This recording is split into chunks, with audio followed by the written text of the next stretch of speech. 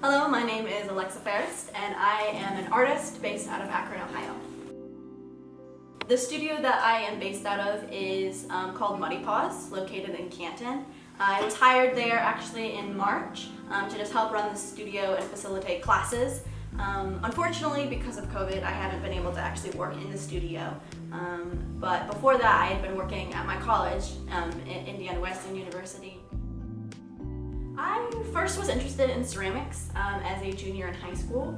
I had a prof that was just so passionate about the medium that it really just got me interested in it. I had never seen anyone just gain so much and appreciate art so much. So that just initially drew me. And then he just poured so much time and so much effort into me as an artist. And I really was super immature. I didn't have a defined style back then, but he would meet with me during lunches, after school, before school, during my study halls, and I don't know, he just really changed the way I viewed art and changed the way I viewed myself as an artist. So the way I would explain ceramics to somebody who is unfamiliar with the medium, it's pretty much clay based. So there's a lot of varieties of clay bodies we can use, a lot of different colored clays depending on where you're sourcing it and what materials you're putting into it.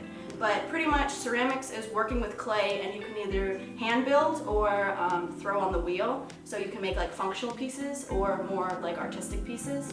And then typically it will go through a firing process in a kiln, which it just reaches like a really high degree of firing. And in that stage it will become hard. And then glazings or underglazings or just keeping it raw. There's a lot of different things you can do with the clay from there, but through a process of firings and different glazes that you put onto it, whatever your product is can come out in a lot of different varieties, but that's how I would describe it.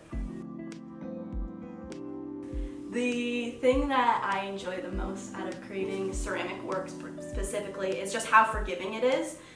You can come to a piece that you have forgotten for months, and with enough time and enough patience, it can be in a leather hard to almost bone dry state, and if you add just enough water and just really work with the clay, you can bend it and bring it back to life and make changes and alterations. And I think that's the thing about the medium I love the most, is just how, for me as an artist, I tend to just create without much of a finalized vision. And when my product can work and mold and transform as I'm generating my final concept, that's just something as a ceramicist that I'm really drawn to. The thing that inspires me the most to create my art is probably the Holy Spirit. Most of my art is very faith-based, but a lot, if it's not based in my faith, then it definitely is based in mourning and sorrow.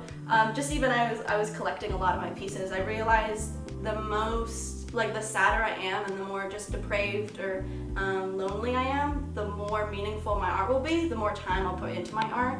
So I think just at some of my worst spots, I always create some of my best works.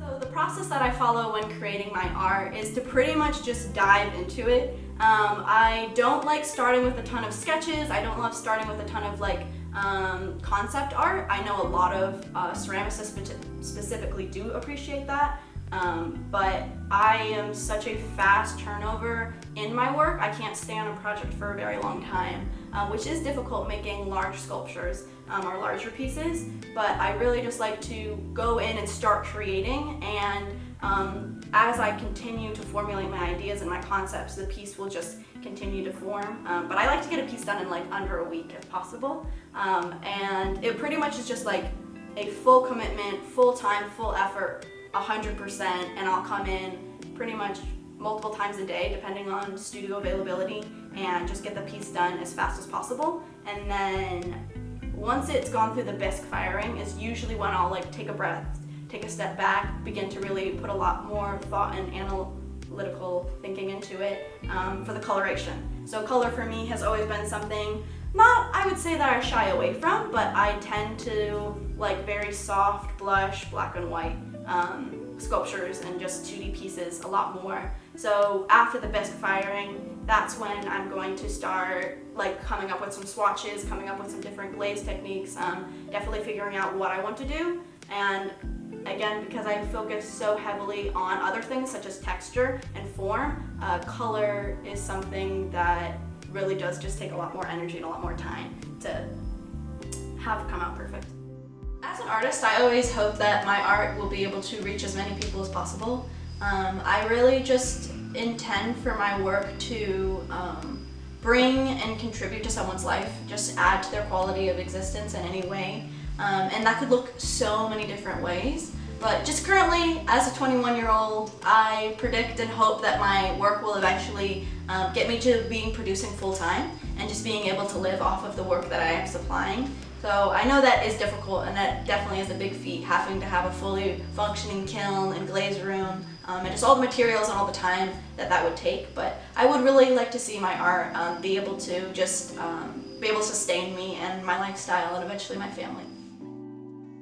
One of my favorite pieces that I have created, personally, I don't find aesthetically pleasing anymore, but just for the season that I was in at that time, and just where I was as an artist in that season of my life. It was my final project as a senior in high school. It just represented like a lot of new growth and a lot of dying to my old self and stepping into new life.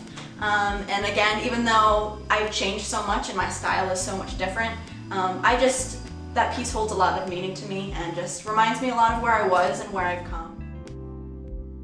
I've worked with wood before, I've done a lot of printmaking. I really had an opportunity to delve deep into printmaking my senior year of college.